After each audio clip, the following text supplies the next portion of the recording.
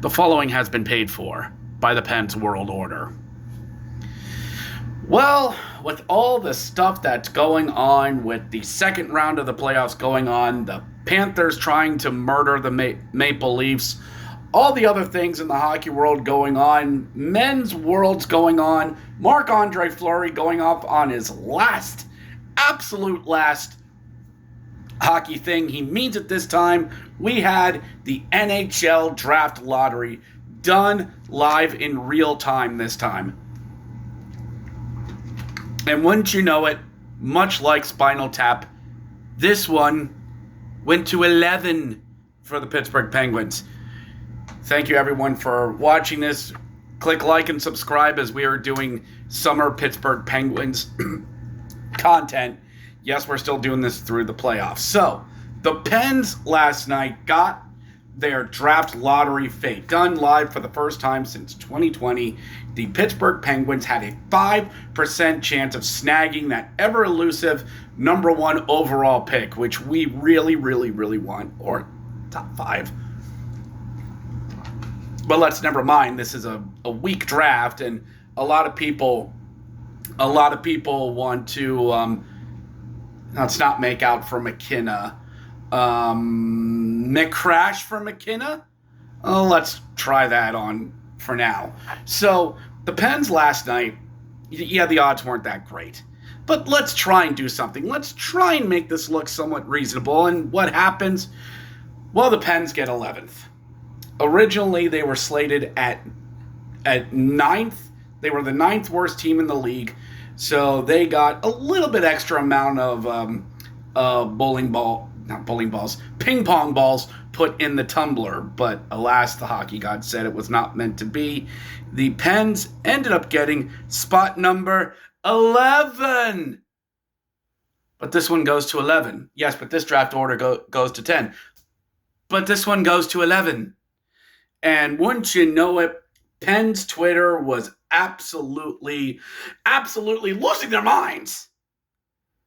So the Pens had a 5% chance of getting number 1 overall. This has been established.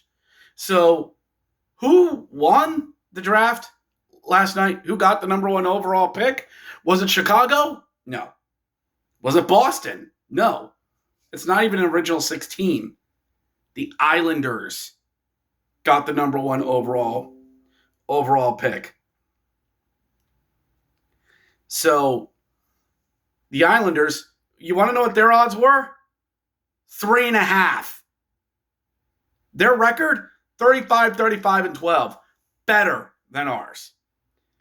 But all I'm hearing on Penn's Twitter today was, oh my God, this is why we don't win games at the end of the season. Us winning games ruined our tank. It's ruined.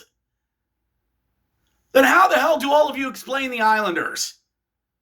They had 3.5% chance. They had a better record than us. They won it. San Jose had an 11-game losing streak to end the season. They got number 2, and they had a 18% chance, 18 to 25% chance. Explain that to me. Or is it just an easier narrative to go with, oh, well, our winning streak is what doomed us? The Pens have a chance for back-to-back picks as the Rangers got 12th. And the Rangers' odds to even get number 1 were 3%. So again, I'm sorry to destroy a lot of your narratives out there. I'm sorry to destroy your precious Twitter engagement farming that you're trying to do. But this is crap that everybody's whining that our little winning streak messed things up. If they went by the older method,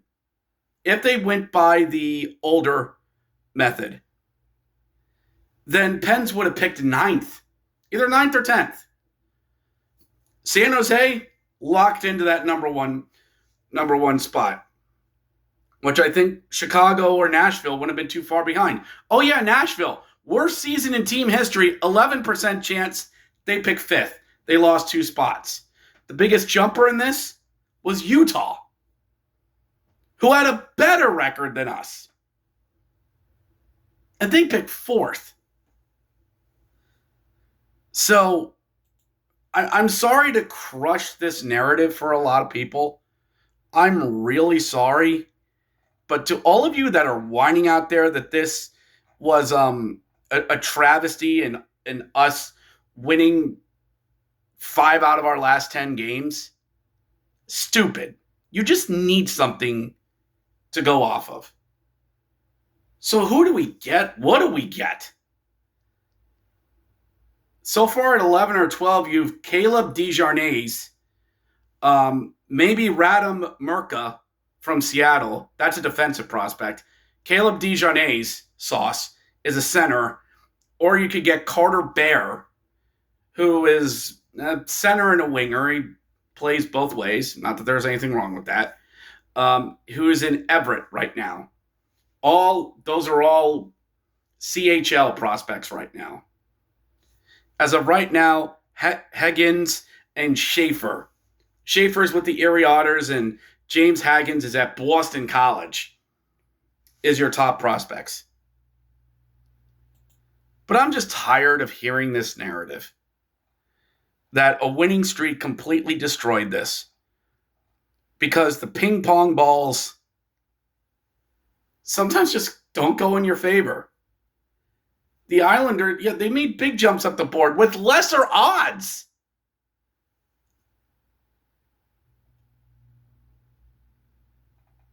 So, I'm sorry, everyone. You also do have a conditional pick with Pettersson and the Rangers and everything. But, sorry. I'm not as bullish as everyone is. Because I think next year is going to be worse. I'm already seeing Bleacher Report saying the Pens are the biggest losers, or a big loser of this draft. Why?